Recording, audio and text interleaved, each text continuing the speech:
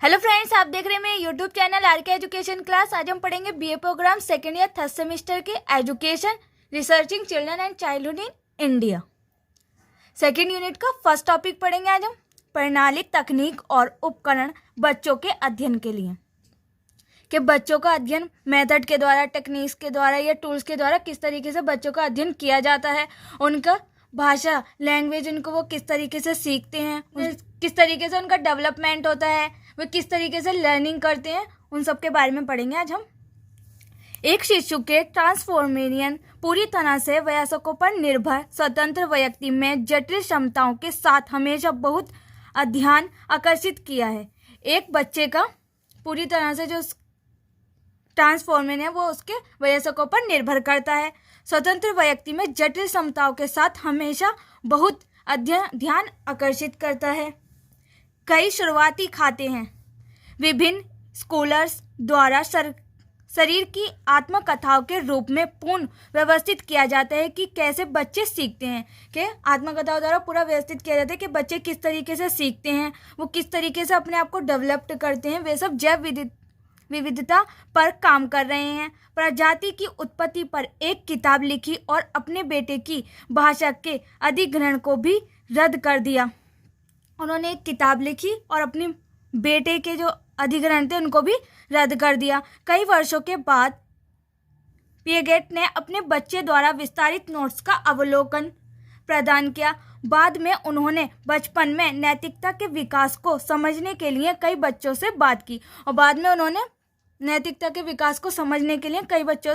बात की बचपन की अनूठी विशेषताओं ने विभिन्न कवि और लेखक की कल्पना अध्ययन खींचा और बाद में बचपन की जो अनूठी विशेषताएं उनकी विभिन्न कवि और लेखक की कल्पना ध्यान खींचा। उन्होंने कल्पनाओं पर ध्यान खींचा। बच्चों के जीवन का व्यवस्थित रिकॉर्ड बचपन के संकरण काव्य में दिखाई देता है, और बच्चों के जीवन का जो व्यवस्थित रिकॉर्ड है वो बच्चों के संकरण काव्य में दिखाई देता है।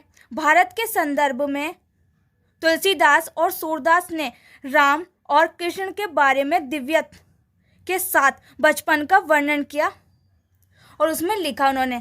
किसने? भारत के संदर्भ में तुलसीदास और सूरदास ने राम और कृष्ण के बारे में दिव्यता के साथ बचपन का वर्णन किया। नेक्स्ट पॉइंट इज अनुधार्य और क्रश अनुभागीय अध्ययन, longitudinal and cross sectional studies. अनुधार्य अध्ययन क्या है? अब हम अनुधार्य अध्ययन क्या है देख लेते हैं। अनुधार्य अध्ययन एक शोध अध्ययन है। अनुधार्य अध्ययन क्या है? एक शोध अध्ययन है जिसमें अनुसंधान लंबे समय तक जारी रहता है, जिसमें अनुसंधान जो है वो लंबे समय तक जारी रहता है और प्रत्येक चरण में एक ही नमूने का उपयोग करता है। जनसंख्या में विकसित विशेषताओं या विशेषताओं का विश्लेषण करने के लिए इस प्रकार के अध्ययन किए जाते हैं। सामाजिक विज्ञान में अनुधार्य अध्ययन काफ़ी सामान्य है। ये शोधकर्ताओं निष्कर्ष के साथ आने के लिए वर्षों या महीनों में एक भी नमूने का अध्ययन करने की अनुमति देते हैं।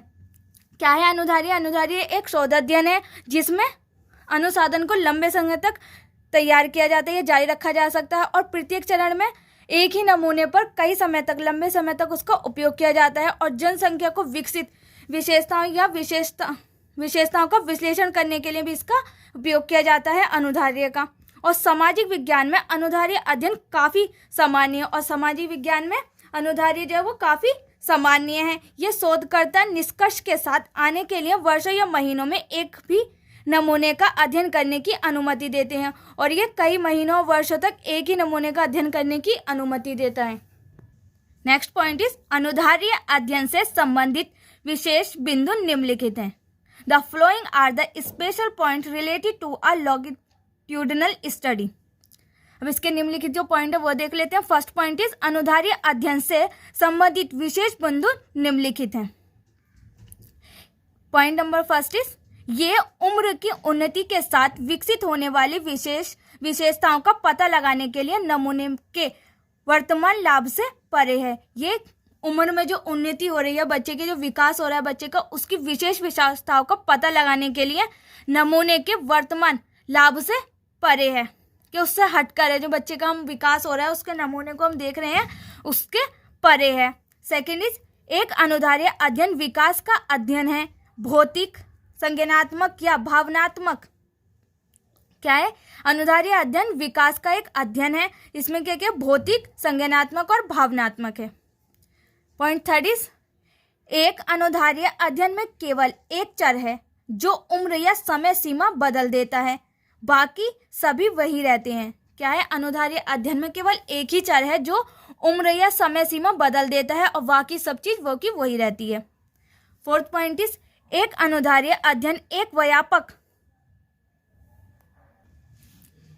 व्यापक स्पेक्ट्रम को कवर करने वाला एक केस स्टडी है जो उम्र के साथ विकसित होने वाले नमूने के रूप में उभरता है। क्या है? ये एक केस स्टडी है जो उम्र के साथ विकसित होने वाले जो नमूने उनके रूप में उभरता है। फिफ्थ पॉइंट इज एक अनुधार्य अध्ययन को पूरा होने में अधिक समय लगता है। एक अनुधार्य अध्ययन को पूरा होने में काफी समय लगता है। मामले के अध्ययन के संबंध में मामला है और पूर्व का उत्तराधार की तुलना में लंबे समय तक संबंधित है, और ये एक उत्तराधार के रूप में की तुलना में लंबे समय तक संबंधित है। सिक्स पॉइंट इज दोनों एक केस स्टडी और एक अनुधार्य अध्ययन में शारीरिक और सामाजिक स्थिति अध्ययन की अवधि के दौरान समान रहते हैं। एक दोनों में ही एक केस स्टडी हो या एक अनुधार्य अध्ययन है, उसमें शारीरिक और जो सामाजिक स्थिति है वो अध्ययन की अवधि के दौरान समान रहते हैं। उत्तराधार मामले में नमूने का अनुनामिक उम्र में बदलाव है, जबकि पूर्व में उद्देश्य नमूने का अध्ययन करना है, क्योंकि यह वर्तमान समय में व्यवहार करता है। क्योंकि क्या करता है? ये वर्तमान समय में यानी प्रेजेंट टाइम में व्यवहार करता है।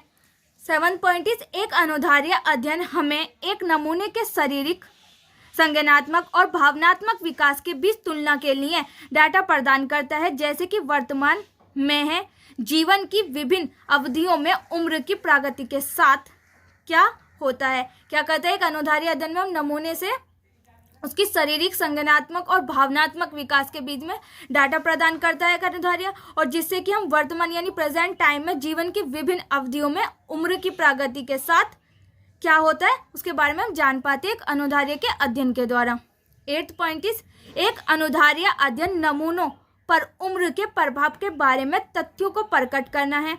एक मामले का अध्ययन नमूने पर भौतिक या सामाजिक वितरण के प्रभाव को जानना है, क्योंकि वे वर्तमान में है। क्या है? एक अनुधार्य का अध्ययन नमूने जो है नमूनों पर उम्र के प्रभाव के बारे में और तथ्यों को प्रकट करना है, उम्र के जो प्रभाव होने हैं उनके बारे में और उनको तथ्यों को प्रकट करना है। एक मामले का अध्ययन नमूने पर भौतिक या सामाजिक वितरण को प्रभाव जानने के लिए होता है, और एक अनुधार्य का जो नमूना लेते हैं हम उसका भौतिक या सामाजिक वितरण के प्रभाव को जानने के लिए करते हैं, क्योंकि वो वर्तमान में है, क्योंकि वो एक प्रेजेंट टाइम में है। नेक्स्ट इज कुछ कठिनाइयों का सामना करना पड़ता है जो शोधकर्ता एक अनुधार्य अध्ययन का संचालन करता है। जब कुछ भी सामना करना पड़ता है जब कोई शोधकर्ता एक अनुधार्य का अध्ययन करता है। फर्स्ट इज लंबे समय तक जांच के दौरान कई मूल विशेष को एक या दूसरे कारण से समाप्त करना पड़ता है। क्या? एक तो लंबे समय तक जब जांच कर रहे हो तो उसके जो दौरान कई मूल विशेष को एक या दूसरे कारण से समाप्त भी करना पड़ता है। बेशक अन्वेषक को यह देखना होगा कि अनुमूलन केवल तभी होता है जब यह अपरिहार्य है, और उसे यह भी देखना होगा कि अनुमूलन परिणामों की वैधता को प्रभावित नहीं करता है।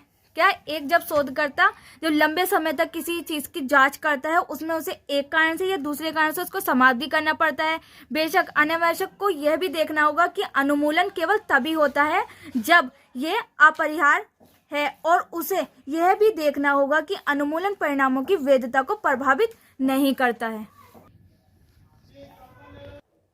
आमतौर पर यह भी संभव नहीं है कि एक ही कार्मिक काम के साथ जारी रहे, क्योंकि अध्ययन काफी लंबे समय तक जारी रह सकता है। इसलिए विषय के साथ संतोषजनक कामकाज संबंध के रखरखाव की समस्या है। आमतौर पर क्या होता है कि ये भी संभव नहीं है कि एक ही जो काम कर रहा है जो शोध करता है वो एक ही करता रहे, क्योंकि अध्ययन जो है वो काफी काफी लंबे समय तक जारी रह सकता है। इसलिए विषयों के साथ संतोषजनक कामकाज संबंध के रखरखाव की समस्या होती है, इसीलिए रखरखाव की भी प्रॉब्लम होती है। थर्ड इज, इसे एक उदाहरण के अध्ययन से समझते हैं। इसको एक उदाहरण के जरिए समझते हैं। कल्पना कीजिए कि एक शोधकर्ता में जनाब देश के शरणार्थी बच्चों के उत्पीड़न पर एक विषय शोध करता है। यदि शोधकर्ता अनुधार्य अध्ययन करने की इच्छा रखता है तो वह पहले शरणार्थी बच्चों का एक नमूना चुनता है, फिर वे बच्चों पर दोषपूर्ण के तत्काल प्रभाव का अध्ययन करता है। क्योंकि यह शोध लंबे समय तक चलता है, इसलिए शोधकर्ता अंतराल के साथ अध्ययन करना जारी रखता है। यह मासिक, वार्षिक आदि हो सकता है। क्या उदाहरण के जरिए हम समझ सकते हैं कि जब एक देश के शरणार्थी बच्चों को उत्पीड़न का विषय शोध करता है तो शोधकर्ता अनुधार्य अध्ययन करने की इच्छा रखता है, तो वह पहले शरणार्थी बच्चों का एक नमूना चुनता है। क्या करता है? वह बच्चों का एक नमूना चुनता है, फिर वह बच्चों पर दोषारोपण के तत्काल प्रभाव का अध्ययन करता है। क्योंकि शोध लंबे समय तक चलता है, क्योंकि जो शोध है वो लंबे समय तक चल रहा है, इसीलिए शोधकर्ता अंतराल के साथ अध्ययन करना जारी रखता है। इसीलिए शोधकर्ता क्या करता है? अंतराल के साथ अध्ययन करना जारी रखता है। यह मासिक, वार्षिक, ये महीने में या साल के अकॉर्डिंग भी हो सकता है। फोर्थ चीज, हालांकि एक शोधकर्ता अध्ययन का संचालन करना आसान नहीं है। एक अनुधार्य अध्ययन का संचालन करना आसान नहीं है। कई बाधाएं, कई प्रॉब्लम है जो शोधकर्ता का सामना करती हैं।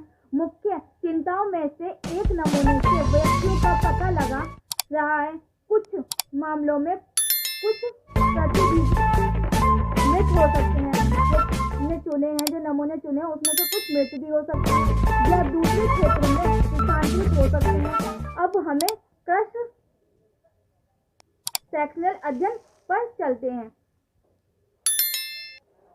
आई होप आपको मेरी वीडियो पसंद आएगी। अगर वीडियो पसंद है तो मेरी वीडियो को लाइक शेयर सब्सक्राइब करना ना भूलें। साथ में बेल आइकन को प्रेस करें जिससे आने वाली वीडियो की नोटिफिकेशन सबसे पहले आपके पास पहुंचे। आपको नेक्स्ट किस टॉपिक पर वीडियो चाहिए वो भी आप मुझे कमेंट में बता सकते हैं। Thanks for watching my video.